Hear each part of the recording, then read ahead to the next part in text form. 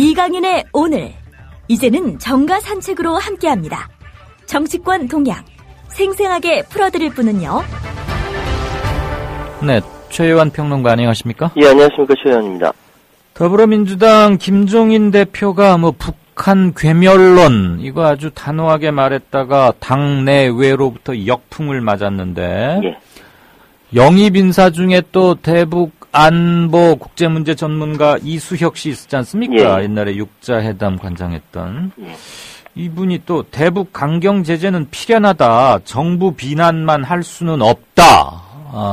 이제 이런 말을 또 밝혔어요. 그래서 더불어민주당의 안보 문제, 남북 관계는 뭐냐 이거 가지고 좀 논란이 될 것 같죠. 그러니까 이게 이제 김대중 대통령, 노무현 대통령이 남북 관계 긴장 완화와 평화 교류 협력 이거를 세운 뭐라고 얘기했나 정말로 그 대표적인 사례인데 네.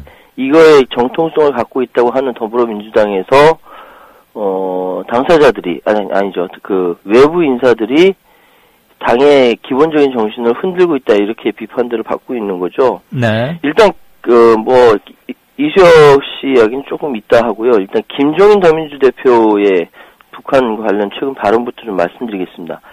지난 7일 더불어민주당 긴급대책회의에서 김종인 대표의 이야기입니다. 소련의 핵이 없어 무너진 게 아니다. 북한이 국민의 삶에 대한 노력을 하지 않는다면 아무리 핵을 개발해도 결국 와해될 수밖에 없다는 인식을 철저히 갖기 바란다. 라고 이야기를 했고요. 그리고 9일날 경기도 파주 임진강 대대에 방문했을 때 장병들이 국방태세를 튼튼히 유지하고 우리 경제가 더 도약적으로 발전하면 언젠가 북한 체제가 괴멸하고 통일의 날이 올 것을 확신한다라고 발언을 했습니다. 말이 많았죠. 그리고 14일날 그 비대위와 선대위 회의에서 햇볕 정책 만들어진 지 10여 년이 흘렀고 중국의 경제 규모, 영향력, 우리의 상황이 많이 변했기 때문에 햇볕 정책도 변해야 한다라고 이야기를 했고요. 네. JTBC와 인터뷰에서는 나는 솔직히 말해서 그러니까 아까 이거 괴멸할 거다, 그 파주 임진강 대에서 발언했던 거, 그 말 자체에 대해 취소할 생각은 추호도 없다라고 답변을 했고요. 그리고 16일에 기자들 간담회에서 평화통일로 가야 하는 건 변함없다. 국민들도 다 그렇게 생각하고 햇볕 정책도 그렇게 해서 나왔다. 그런데 북이 무기 개발을 하니 평화통일을 위해 햇볕 정책을 고민해봐야 한다라고 이야기를 했습니다. 이것이 지금 일단은 여러 가지 이야기들이 많이 있지만 이 김종인 대표의 발언은 흡수통일론의 전제인 북한 붕괴론과 맞닿아 있다. 네. 이래서 논란이 그렇게 받아들이는 게 상식적이잖아요. 그러니까 이야기는 이제 스스로 무너지는 거에 대해서 얘기한 거지 외부에서 이제 이렇게 무너뜨린다 이런 의미 아니다라고 얘기는 했지만 방금 말씀하셨던 대로 이건 북한 붕괴론과 맞닿아 있는 것이죠. 이 남북 관계가 경색됐던 그 이명박 정부나 박근혜 정부 모두 이 북한이 곧 붕괴될 것이다 이 가정을 먼저 하고 이제 통일대박 얘기를 했고요. 오이사 조치하면서 군사적 긴장을 줄이거나 관계를 개선하는 데 소홀히 했던 거죠. 소홀히 했었죠. 특히 오이사 조치의 배경에는 뉴라이트의 입김이 작용했다는 설도 많이 있습니다. 네. 현재 그래서 수도권의 더민주의 수도권 한 중진 의원은 지금은 선거를 앞두고 분열하면 안 된다는 생각이 당내에 널리 퍼져 있어 공개적으로 발언하고 싶진 않다. 하지만 총선 전까지 잠시 소방공수 역할을 하러 온 김 대표가 몇 마디 한다고 우리 당 정체성이 바뀌진 않을 것이다. 이렇게 이야기를 했어요. 그래서 이제 여러 가지 이야기를 할 수가 있겠지만 이르고 넘어갔어요. 근데 이제 이번에는 이수혁 더민주 이수혁 씨가 대북 강경 제재는 필연적이고 정부 비난만 할 수는 없다. 이거는 아침에 YTN 라디오 신율의 새아침 인터뷰에서 이야기를 한 거고요. 제가 바로 이 시간 뒤에서 제가 전화 인터뷰를 하거든요. 네. 그래서 다 들었어요, 제가. 굉장히 단호하게 이야기하더라고요. 네. 중장기적으로 먼 통일을 염두에 두고 한반도의 긴장을 완화해야 한다는 절체절명의 과제 앞에서 대화의 협력의 창구도 열어줘야 하는 거 아닌가 하는 생각을 한다. 일단 이렇게 전제를 해뒀는데 지금은 제재 국면이기 때문에 북한의 도발에 의한 지금의 상황에서 이런 강경한 정책을 비난만 할 수는 없다는 생각이 든다. 북한이 핵과 미사일을 실험했으니까 직접 피해 당사국인 한국이 그러한 반응을 보이는 것은 필연적이다. 네. 불법적이고 긴장을 고조시키는 행동을 보면서 왜 화해나 협력만을 주장하면 설당이 별로 없다라고 이야기를 했습니다. 당내에선 지금 당의 정체성을 훼손하는 거 아니냐 우려 속에 부글부글 끓는 분위기고요. 아직은 좀 지켜보자는 기류지만 그리고 특히 김종인 대표에 대해서는 공천에 영향을 줄 수 있는 그런 사람이기 때문에 가급적 말을 아끼자는 속내를 반영한 것 같은데 이 부분은요. 도대체 어떻게 생각해야 되는지 그러니까 아예 세계관이 다른 것 같아요. 특히 더민주의 이수혁 씨 같은 경우는 지금 그러니까 미사일을 발사했다라고 생각을 하고요. 아직도요? 네, 핵과 미사일을 실험을 했다라고 생각하고 지금 북에 저 위에 올라가 있고 미국에 지금 등록되어 있는 위성으로 인정을 하고 있는 것이 아니라는 생각이 들고요. 참 더민주당에서 이런 이야기가 나오리라고는 상상도 못했는데요.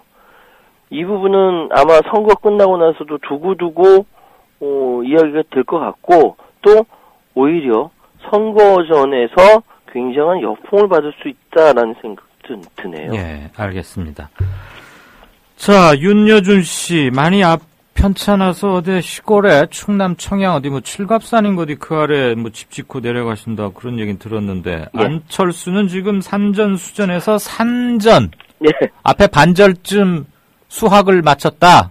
공부를 4년 해야 되는데 한 2년쯤 해놓은 상태다. 이 소리입니까? 아니죠. 산전수전, 공준전, 화역전, 먼전 많이 있는데 이제 겨우 발을 내디뎠다는 그럼 초급 과정 뛰었다? 그렇죠. 기초반 이제 마칠 쯤밖에 안 됐다. 이 그렇죠. 소리입니까? 근데 이제 윤여준 씨가 여러 번 합쳤다면서 왜 쓴소리를 했대요? 그러니까요. 윤여준 씨가 그러니까 여러 번 안철수 대표와 만나고 헤어짐을 반복을 하는데 물론 이제 쓴소리 하는 사람이 직언을 하는 사람이 있어야 이제 발전도 있고 그러긴 하지만 그렇죠. 그거야 당연한 얘기. 이 부분에 있어서는 더군다나 윤여준이라는 이름에 무게감이 있다 보니까 많이 언론에 나오고 있는 모양인데요. 그게 이제 유명한 사람들의 브랜드 가치 아닙니까? 그렇죠.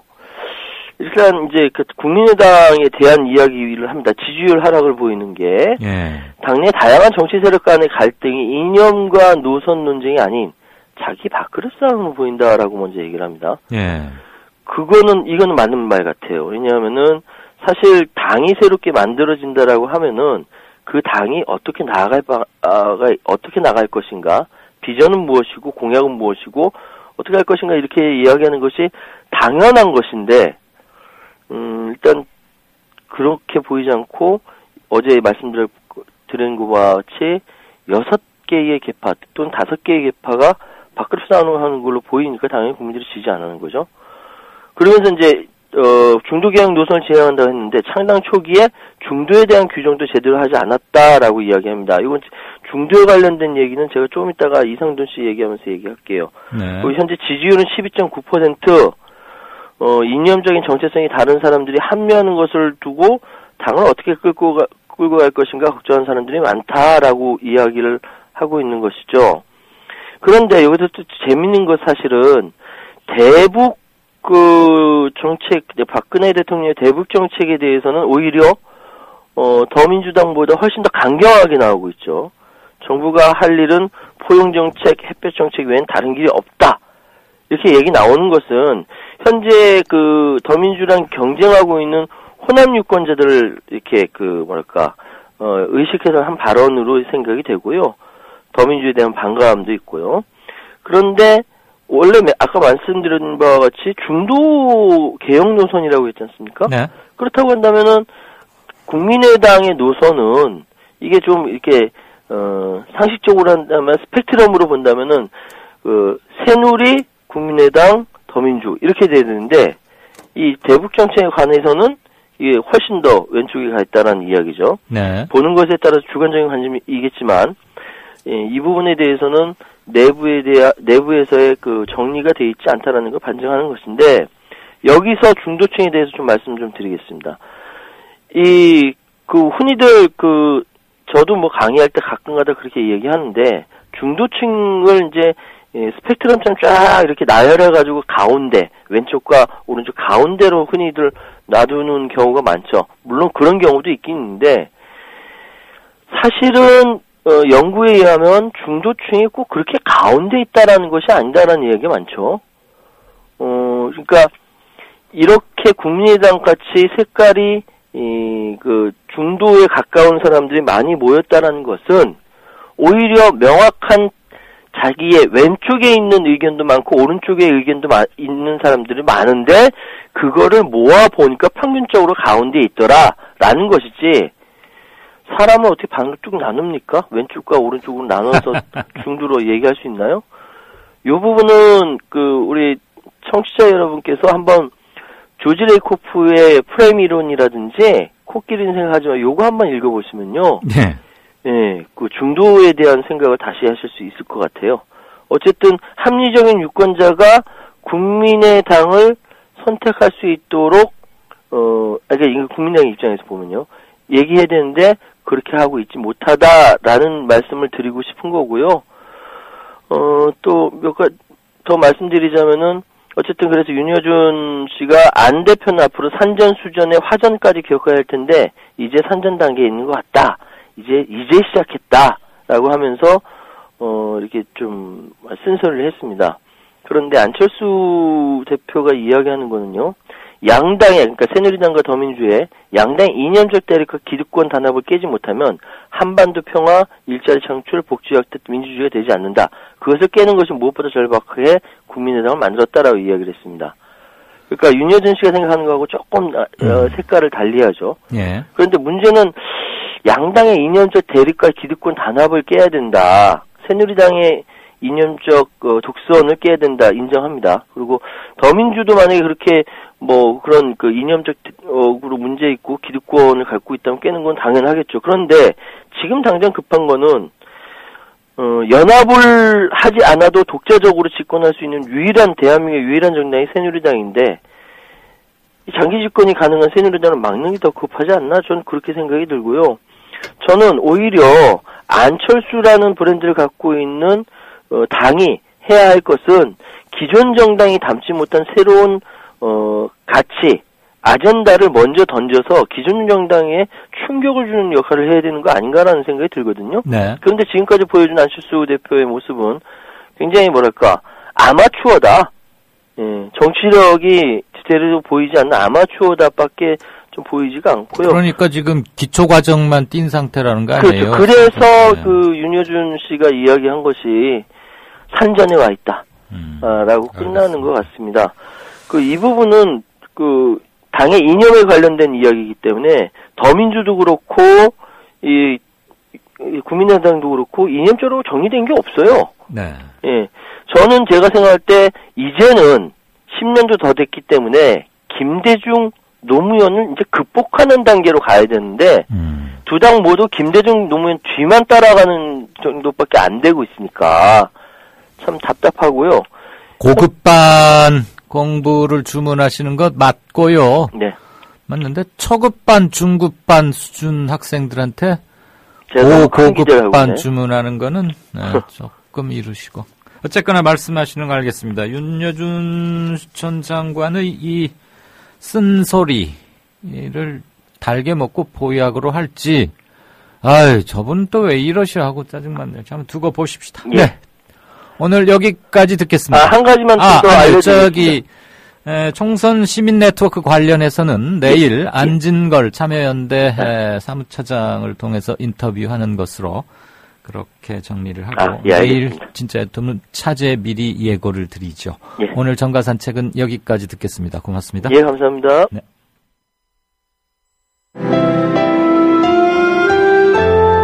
주장이 질서를 만나면 아름다워집니다. 주장이 화해를 만나면 힘이 생깁니다. 주장이 감동을 만나면 희망이 됩니다. 주장이 배려를 만나면 마음을 움직입니다. 마음을 움직이는 힘, 배려에서 시작됩니다. 한국방송광고공사 공익광고협의회. 박 대통령은 재치 있는 유머로 주변 사람들을 안심시키며 분위기를 바꾸었습니다. 아유, 공해야 공해. 아니 기사님, 뉴스 듣다 왜 라디오를 끄세요? 대통령 동정 연예인 스캔들 동물 날씨 얘기뿐이에요. 어디 뉴스가 뉴스다워야지요. 그럼 기사님 안목에서 뉴스다운 뉴스는 뭔가요? 4대강 만든다고 하더니 죽을 4자 4대강 만들었고, 나라님이 자원 외교한다며 혈세를 펑펑 써댔고, 똥별들이 무기 팔아서 뒷돈 챙기고 나라가 개판 5분 전이 됐는데 이런 건 뉴스에 안 나오잖아. 뭐가 뉴스겠어요? 자고로 뉴스라는 거는 권력이 뭔지 알려주고 그 권력을 바르게 이끄는 거 아니겠습니까? 왜 이럴까요? 그게 다 권력자한테 장악당한 거죠. 기사님, 그래서 이런 세상, 이런 뉴스를 바꾸자고 해서 등장한 협동조합이 있잖아요. 에? 협동조합이요? 조합원이 사주라서 조합원 뜻에 어긋나는 뉴스를 만들 수 없는 그런 방송이에요. 오! 아니 거기가 바로 미디어 협동조합입니다. 욕하고 한숨 쉬는 것으로 그치지 말고 함께 희망을 만들어요. 미디어 협동조합 홈페이지 국민.tv 또는 서울전화 3144-0933으로 문의하세요. 지금 여러분께서는 정치평론가 이강윤이 진행하는 이강윤의 오늘을 듣고 계십니다. 이강윤의 오늘은 팟캐스트 포털 팟빵에서 다시 들으실 수 있습니다. 의견과 건의가 있으시면 게시판에 남겨주세요. 네, 사교육 원장이 말하는 학원 가지 마라 시리즈 그 마지막에서 두 번째, 네, 다음 월요일이 마지막이겠고요. 오늘은 자기소개서 문제를 좀 들어보겠습니다. 목동 에듀엔의 노익현 원장님 전화로 연결하죠. 안녕하십니까? 네, 안녕하십니까? 예. 늘 얼굴 보고 하다가 갑자기 전화로 하니까 무슨 특파원 부르는 것 같아서. 저도 좀 어색합니다. 예. 자기소개서, 이게 모든 학생들에게 해야 되는, 부과되는 의무사항은 아니죠? 네, 그렇습니다. 대부분 학생들한테 네. 필요하긴 한데, 그러니까, 교과 전형 중에서 오로지 학업 성적만 보는 전형이 있거든요. 예. 예. 그런 전형 같은 경우에 필요 없고요. 그 다음에 정시 전형 중에서 수능 100% 전형은 필요 없게 되는 건데, 네. 그 나머지는 이 자소서를 다 요구를 하게 됩니다. 예. 그렇군요.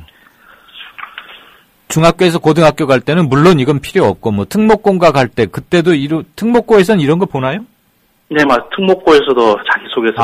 고2 때도 특목고 갈 때는 보는군요. 그런데 네. 대학 갈 때 아무래도 더 많이 소용이 되는 거고. 네. 자소서가 그냥 저는 누구고 뭐 이렇게 쓰면은 빵점인가요? 네, 대부분 학생들도 그렇고 부모님들도 그렇고 이제 상당히 많이 착각들 하시는데요. 네. 여기 자기소개서는 정말 자기를 어떤 특정 관점을 가지고 소개한다는 게 아니라 네. 그냥 말 그대로 대학에 있는 평가자, 교수님들이 보고 싶은 이제 답변이 있다는 겁니다. 그러니까 쉽게 얘기하자면 이 자기소개서는 에세이도 아니고 일기도 아니고 일종의 우리가 답변서라고 할 수 있는데요.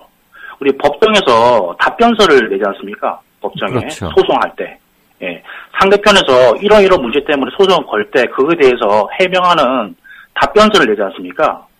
네. 그 답변서라고 하는 것은 나는 이러한 문제가 없다, 죄가 없다고 하는 것에 대해서 팩트에 기반해서 그 답변을 하는 건데 이 대학의 자기소개서도 유사하다는 겁니다, 성격이. 그런 것도 아셔야 되는데 너무 에세이스럽게, 일기스럽게 쓸 경우에는 절대 좋은 점수를 받을 수 없다는 겁니다. 예. 네. 그럼 어떻게 해야 잘 써요? 그런데 이 자기소개서가 뭐 조금 후에 그 사례도 이제 함께 살펴볼 텐데, 정말 그 학생들의 자기소개서를 보면 좀 처참한 수준입니다. 이게 정말 뭐 발가락으로 썼는지 모를 정도로 정말 처참한 수준인데, 근데 다 그럴 수밖에 없는 게, 학교 생활이라고 하는 게 제한되어 있지 않습니까?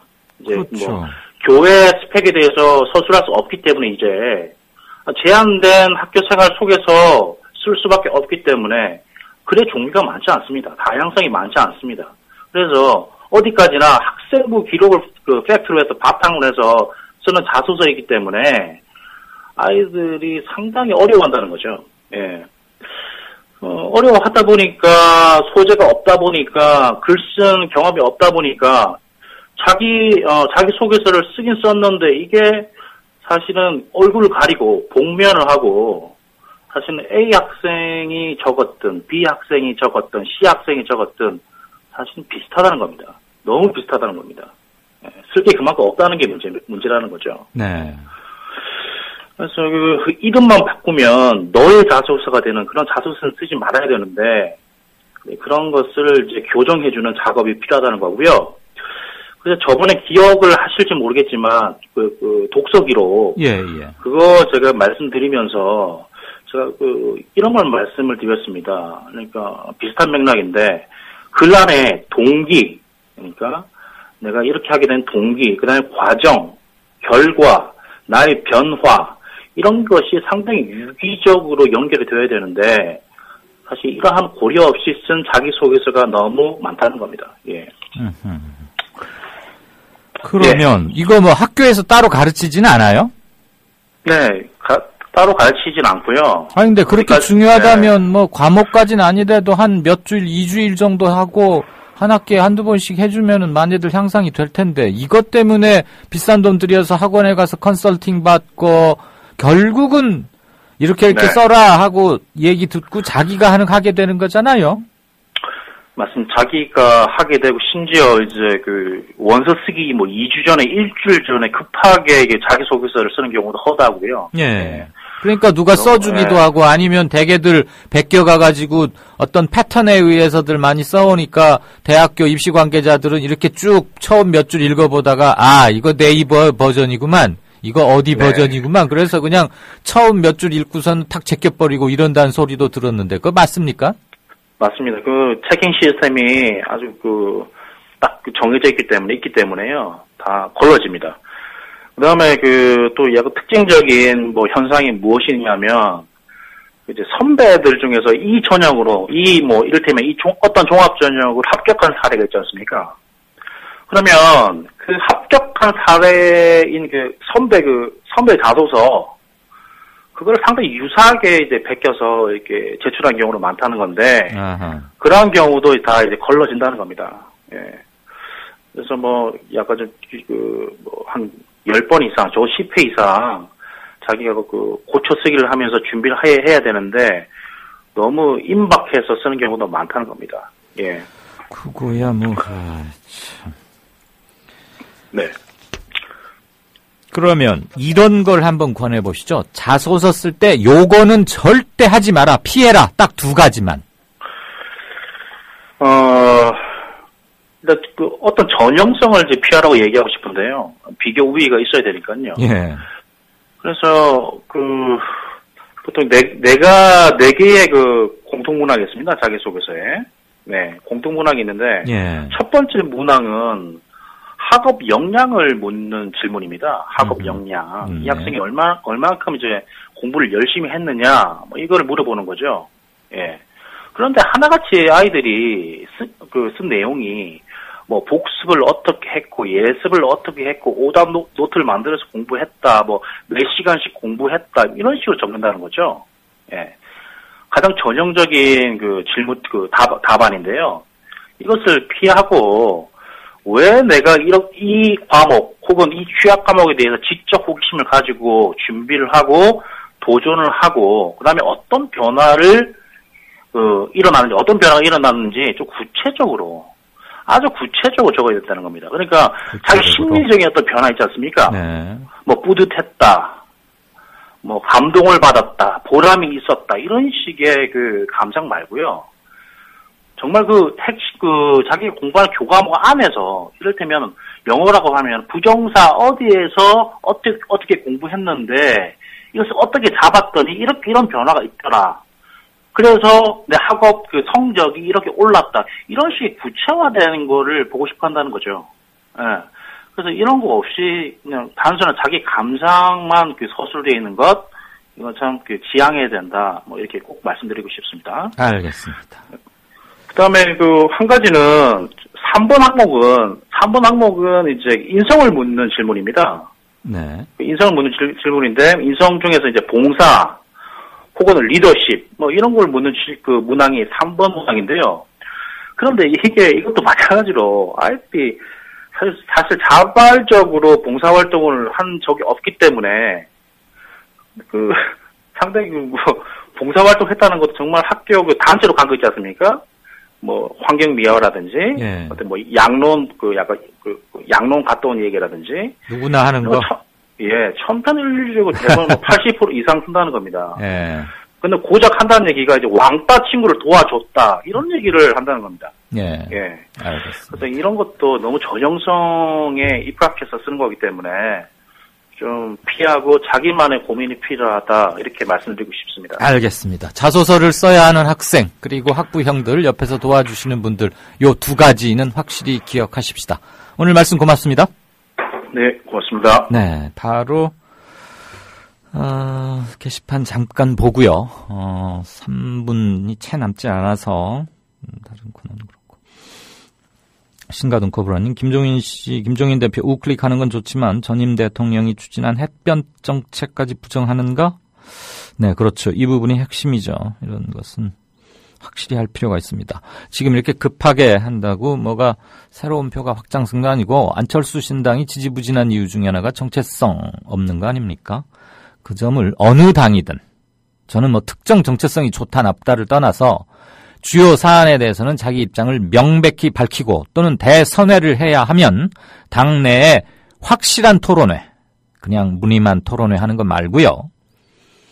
그리고 그런 것들을 거쳐서 선회하는, 당론 변경하는 것에 대해서 국민적 동의를 구하고 또 그런 게 이번 선거 같은 데서도 국민들로부터 심판받는 기회로도 작용하면 좋은 것이고요. 그래야지 대표의 캐릭터나 어떤 성향의 사람이 오느냐에 따라서 매우 중요한 사안, 시장경제, 경제민주주의, 남북문제 이런 것들에 대해서 확확 바뀐다면 그런 게 사당이죠. 민주적 정당이 아니고. 분명히 해야 합니다. 지영팬님, 1시간으로 줄어들었다. 네, 90분에서 60분으로 줄었죠. 퇴근 시간대인 저녁 6시 이후 프라임타임 편성은 힘든 것인지요. 순위는 8단계나 올라서 올해 최고 순위. 최고 순위인가요? 속상한 마음에 바람을 남겨봅니다. 소중한 방송 감사합니다. 아이고, 정말 애정 표현해 주셔서 대단히 감사하고요. 바쁘실 텐데 들어주셔서 고마운데, 이번에 저희 편성하는 과정에서 방송 전문가나 일을 하시는 분들은 아시겠지만 정규 방송이 사실상 이강윤의 오늘을 끝으로 4시쯤이면 끝나고 그 뒤로는 재방송들이 이어지죠. 물론 아침에 하는 시사 프로그램 민동기의 뉴스바를 다시 재방송을 하긴 합니다만 뉴스의 특성상 약 12시간쯤 뒤에 재방송을 하는 것이니까 부자연스러움도 있을 겁니다. 이 점은 재방송 들으시는 분들께 좀 양해 말씀 구하고요. 그런 점 때문에 편성을 뚝 띄워서 이강윤의 오늘만 또 6시 이후로 하는 점도 조금 애매하고 제 일정도 약간 관련이 있고요. 그리고 실시간 시청자보다는 아무래도 팟캐스트를 통해서 저장받고 재생해서 듣는 비율이 아직은 높기 때문에 우리가 공중파나 이런 게 아니기 때문에 이런 점이 있다는 것은 아마 방송 관계자이신 것 같은데 감안해 주셨으면 바뀐 시간대 그렇지만 청취는 부탁드립니다. 오늘 순서 여기서 마치겠습니다. 들어주셔서 대단히 감사합니다.